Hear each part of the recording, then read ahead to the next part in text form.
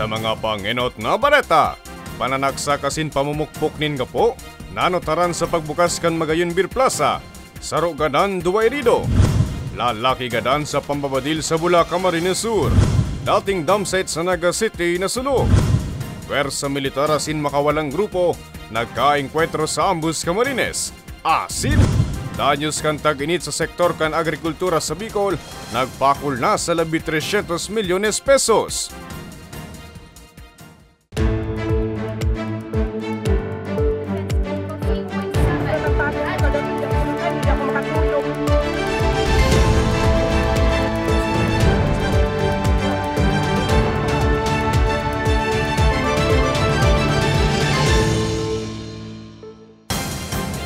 Maray na hapon, Martes, Mayo 7, taong 2024. Uninan mga baretang dapat nindong maaraman ngunya na aldaw. Madadangugman ang mga baretang ini sa 88.7 Radyo Oragon Catanduanes, asin 90.7 Radyo Oragon Legazpi.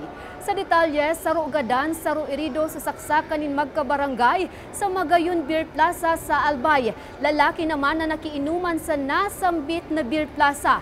Irido sa pamumukpok nin gapo. Si May Arango sa detalye.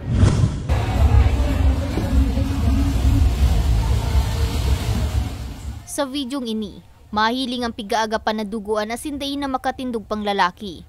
Huli sa sinapong saksak sa tikab gikan sa kamutkan sarong lalaki na presente man sa Magayon Festival Beer Plaza. Banggikan na kaaging Webes. Sa sarupang videong ini, mahiling man ang sarupang duguan na lalaki na nakakapot sa sayang luong asin nagahagad akudir. Binistoan duang duguan sa video na sinda Jason Guades asin Noel Capate na parehong residente kang Barangay San Roque, Legazpi City. Sigun kay Police Executive Master Sergeant Joseph Herbert Aringo ka Legazpi City Police Station, mantang naglalakaw si Guades sa Peñaranda Park basang ining sinaksak ni Capate. Sa ibong kalugad na sinapo ni Guades na ako amang kaining saksakon si Capate. Dedo na rival si Guades mantang critical pastang niya si Capate na naaatubang sa kasong murder. Isa sa muyang investigasyon, ining duwa, dati na ining magbarkada, magkalugar sinda, ngunyan, nagkaigwasin niya ng personal na alitan. Iyon po yung naging ugat. Kaya siguro itong si Noel Capate, patraidor niyang sinaksak ito si Jason Guades. Mientras tanto, irido man ang sarong lalaki kang pukpukuning gapo sa payo sa laog nin sarong dakulang kakanan sa sarong mall sa Barangay 7, Banyo, Legazpi City. Alas 3:15 nin maagahon ka na kaaging Lunes. Binisto ang biktima na si Alwin Letran Ilita, 29 anyos, residente Kampurok 5, Barangay Bagumbayan, Daraga, Albay. Basado sa investigasyon, inabangan kanduang sospek ang biktima na pauli na kuta sa saindang residensya hali sa pakikipag-inuman sa Magayon Festival Beer Plaza. Binalo pa kutang dumulag kang biktima alagad maski nasa loob na inikan nasambit na kakanan, pinukpok pa inikan mga sospek. Ang samuyang mga investigador, may mga nakalap ng mga impormasyon as in nagbabacktracking na sinda sa mga CCTV footages sa porsyon na dinulagan kang suspitsado para ma-identify man niya mo kung sisay talaga itong duwang may kagibuan kayo. Meron kami ng mga person of interest pero sa ngayon, dahil may pa po muna pwedeng i-disclose yun kasi under investigation pa. Kasong physical injury ang kakaatubangon kan mga sospek na marikas na duminurulag makali sa insidente. Para sa mga baretang tatak Bicol, May Arango.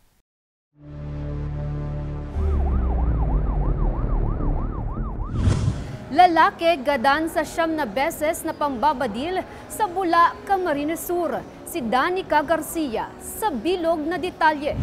Sarong lalaki ang nadukayang tadtad nin tama nin bala sa tinampo sakop kan Barangay Palsong, Bato, Camarines Sur. Alas 8:10 nin banggi ka na kaaging Sabado, Mayo 4. Binisto ang biktima na si Richard Adenal, 53 anyos na residente kan Barangay San Vicente, parehong Banwaan. Siyam na tama nin bala sa manlain-lain na parte kan sa iyang hawak, ang tulos na ikinagadan kan biktima.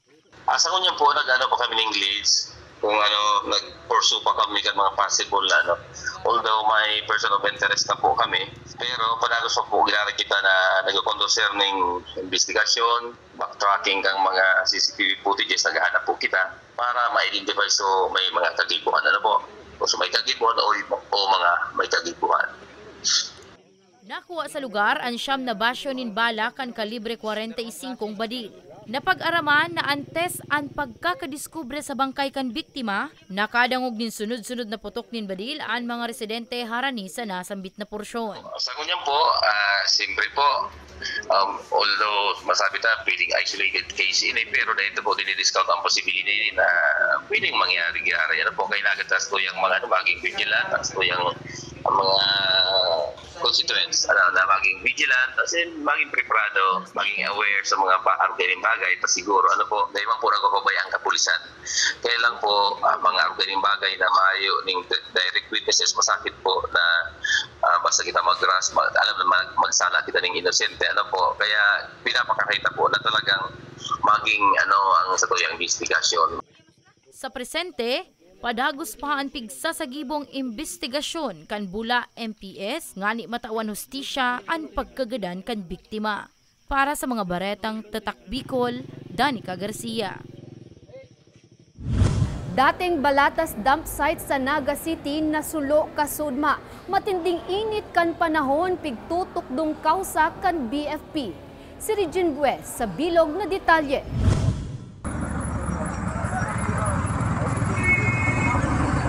Nagkulor kahel ang porsyon na ini kan Old Balatas dump site sa Naga City. Makalihis ang nagbungkaras digding kasulo alas 4:30 kasuod mang hapon. Sigun kay Fire Senior Inspector Hector Sevilla, ang Deputy City Fire Marshal kan Naga City, saro sa paghihiling nindang kausa kan insidente iyo ang labing init kan panahon na pwede serda ang nagpakaraba kan mga dating nakatambak na basura sa lugar. Maga alas 11 na ninbanggi kan makontrol ang kalayo na uminabot sa first alarm. Alagad kasubagong aga liwat na naman ining kuminaraba. Init ng panahon, tapos yung accumulated gas deposit na sa ilalim, nagsama-sama yun, kaya nagkaroon ng sunog. Abuton man sa sarong hektarya ang naapektaran kan kasulo, mayo man na naitalang nakulugan sa insidente. Sa ngunyan, padagos man giraray ang pagigibong investigasyon kan BFV.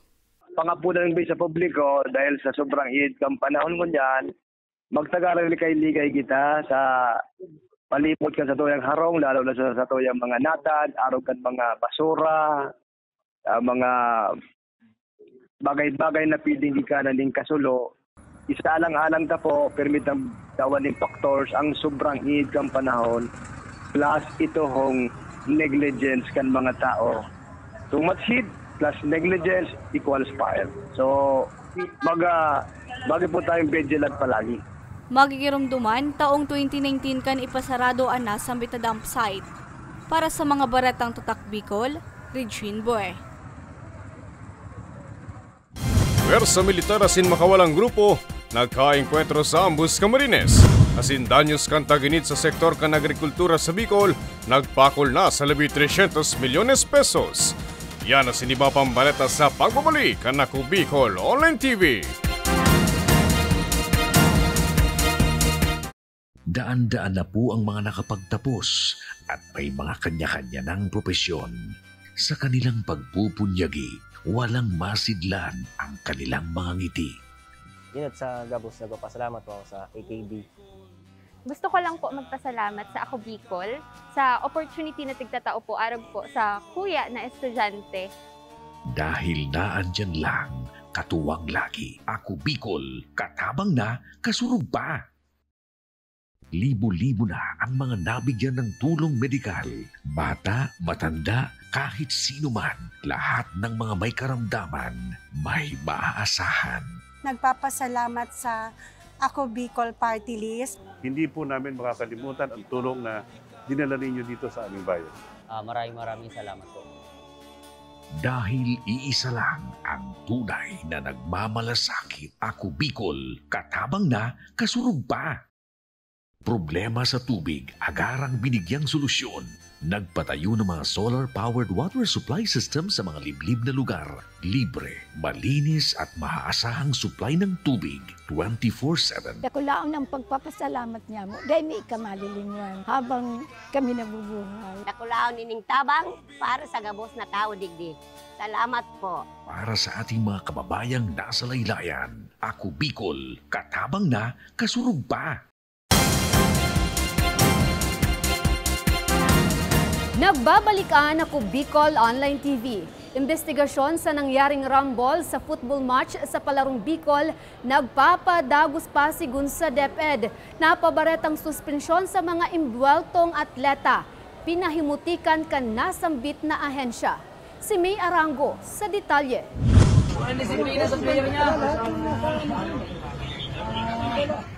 Padagos pang pigi-imbestigaran kan Department of Education o DepEd Bicol as in Learners' Rights and Protection Office sa nangyaring rumble kan mga parakawat. Sa secondary male football championship game sa Palarong Bicol kan nakalis na Biyernes sa Bicol University Oval sa Daraga, Albay. Sigun sa tagapagtaram kan opisina kan DepEd Bicol na si Mayflor Humamil, may good panindang pigi-imbestigaran ang nangyaring rumble entre ang grupo kan Naga City Tiger Football Team as in Blue Herons kan Masbate City. Kaya mayo pa sindang pigtatao o pigpapaluwas na disciplinary sanction sa mga imbweltong persona. Suway sa mga nagruruluwas na bareta na suspindido na ang mga estudyanteng kabali sa rumble. No, that is a misinformation. That is not a, kumbaga hindi yan valid na information kasi hindi pwedeng basta na lang magsabi na may sanction na agad na walang ginagawang investigation. Dugang pa niya, nasa maray ng kamugtakan ang mga atletang nakulugan sa rumble na tulos na nataawanin medikal na atensyon kan otoridad. Pigpa sa iraro mandaaninda sa psychosocial first aid ang mga atleta as in sports official. Mga athletes natin, mga coaches, paulit-ulit naman nag-remind ang ating regional sports coordinators and other officials ng BRAA at ng DepEd Region 5, patuloy pa rin. Kaya ang pinaka-goal talaga, pinaka-purpose ng Palarong Bicol is to instill the values, yung sportsmanship, professionalism, teamwork, yung mga ganun dapat ang isinusulong. Aminado man ang tagapagtaram na bakuin yan permerong bes na nagkaigwaninda ipagkakasinarabotan ang mga parakawat sa Palarong Bicol. Hulita dati na ining nangyayari kan mga inot pang palaro. Alagad importante manggiraray ang tamang paggiya sa mga atleta. So, we have to bear in mind sa mga nagpo-post lalo na unang-una i-consider natin yung mga involved ay mga minors. They are still minors na kapag na-subject natin sila for criticism sa social media, mahirap naman yun. Kawawa naman yung mga learners. Dapat natin malaman na ang mga minors, dapat pinoprotect natin yan. Para sa mga baretang Tatak Bicol, May Arango. Pwersa militar as in rebelding grupo nagkaengkwentro sa Ambus, Camarines. Maniba-ibang gamit pang insurhensya. Na-recover si Jennifer Pulinar sa detalye. Nagkaribayan nin putok ang puwersa kan 81st Infantry Battalion as in New People's Army sa Barangay Tampadong, Pamplona, Camarines Sur pasado alas 9:40 nin aga kanakaaging Biyernes, Mayo 3. Sa impormasyon, sarong concerned citizen ang nagpaabot nin impormasyon sa otoridad dapit sa presensya kan armadong kalalakihan sa lugar na nagresulta sa 10 minutos na bakbakan. Sigun kay Captain Frank Roldan, ang tagapagtaram kan 9th Infantry Division Philippine Army, dakulang tabang ang kooperasyon kan publiko sa kampanya kan gobyerno kontra insurhensya. Ang aming taos-pusong pasasalamat doon sa ating mga kababayan na aktibong sumusuporta sa ating kampanya laban sa insurensiya. No? Ito'y mahigit 5 dekada ng insurensiya na hindi natin natatapos. Yung partisipasyon ng ating mga mamamayan ay napakalaking tool. Tulos man na nagdurulagan ang grupo kan NPA. Na-recover sa lugar kan enkwentro ang tulong anti-personal mine, electrical wires asin mga personal na gamit kan grupo. Sa Labo, Camarines Norte, nakaengkwentro man kan 9th Infantry Battalion asin 85th Infantry Battalion ang mga miyembro kan Platoon Raymar kan New People's Army sa Barangay Tigbinan, Labo, Camarines Norte kanakaaging Domingo, Mayo 5. Makalihis ang engkwentro. Na-recover kan puwersa kan gobyerno ang mga magasin kan haralangkaw na kalibre nin badil, mga improvised explosive device, sarong cellphone asin backpack na may laog na mga personal na kagamitan. Diyan, hindi kami napapagod na nagpapaalala sa kanila na samantalahin nila ang programa na ibinibigay sa atin ng pamahalaan, yung Enhanced Comprehensive Local Integration Program, nang sa ganon ay sila ay magabayan sa kanilang pagbabagong buhay kapiling yung kanilang mga pamilya. Para sa mga baretang Tatak Bicol, Jennifer Pulinar. 300 milyones pisong danyos kantag init sa sektor nin agrikultura na itala kan Department of Agriculture kan nakaaging bulan. Si Nomer Corporal sa bilog na detalye. Nagpakol na sa 386,636,641 pesos ang danyo sa agrikultura kan nagpapadagos na mainit na panahon. Basado ini sa survey kang Department of Agriculture o DA Bicol kang nakaaging Abril 25. Sigun kay Jason Gonzales, ang Assistant Agricultural Program Coordinating Office kang DA Bicol, duwa sa pinakaapektado kang tag-init ang mga pananom na paroy asin mais, kung sa 9,984 naman ang apektadong parauma sa reyon. Non-operational, either po yun, i-rehab o ma-reconstruct. And then maybe that will be now the mandate of NIA for that problem, specific issue. Sa 6 na probinsya, pinakaapektado ang Masbate, na nakapagtala ng 191,100,604 pesos na danyos, asin 3,122 na apektadong parauma. Sinundan kang Albay, na may 83,815,420 pesos na danyos, asin 4,591 na apektadong parauma. Camarines Sur, na may 80,905,215 pesos na danyos, asin 1,991 na apektadong parauma. Panguri ang Sorsogon, na may 30,815,400 pesos na danyos, asin 280 na apektadong parauma. Pwede silang makapag-avail ng fuel subsidy. Yung para like paggamit po ng harvester. So yun po, fuel subsidy. And then may mga free seeds din po kami binibigay sa kanila. Same with vegetable farmers po, sir. Farmers, pwede silang makapag-avail ng fuel subsidy. Yung para like paggamit po ng harvester. So yun po, fuel subsidy. And then may mga free seeds din po kami binibigay sa kanila. Same with vegetable farmers po, sir. Kasumpay kaini, sinerto ni National Irrigation Bicol Engineering and Operations Division Manager, Engineer Jujema Rodriguez, na padagos ang sendang pinagigibong lakdang, ngani matawan inining kasimbagan, siring kang pagkaagning mga patubig o irigasyon sa mga uman sa bilog na Kabikolan, na pinunandakan sendang opisina kang nagtalikod pang taon. Padagos mandang sendang pigtataong asistensya sa mga apektadong parauma. So mahihiling ta po duman na talagang yung availability ng tubig, kaya niyang i-sustain din yung pangangaipukang sa irrigation. May mga program kita, halimbawa for CY 2023, igwa kitang mga program for restoration in communal irrigation system, restoration in national irrigation system, restoration, rehab, and construction ng mga new irrigation project. Mientras tanto, sa ibong kang pigkakatubang naagyat sa sektor kang agrikultura sa Bicol Region, mantinidong bastante dang supply ning bagas asin mais sa reyon, sigun sa opisina kang DA Bicol. Kaya mayo mandang dapat ikandal ang consumers na magkakaigwa ning pagtaas sa presyo kan mga nasabing produkto. Para sa mga baretang tatak Bicol, Nomer Corporal. Asin yan ang katiripunan kan mga baretang tatak Bicol. Ako si Jen Nunez. Salamat!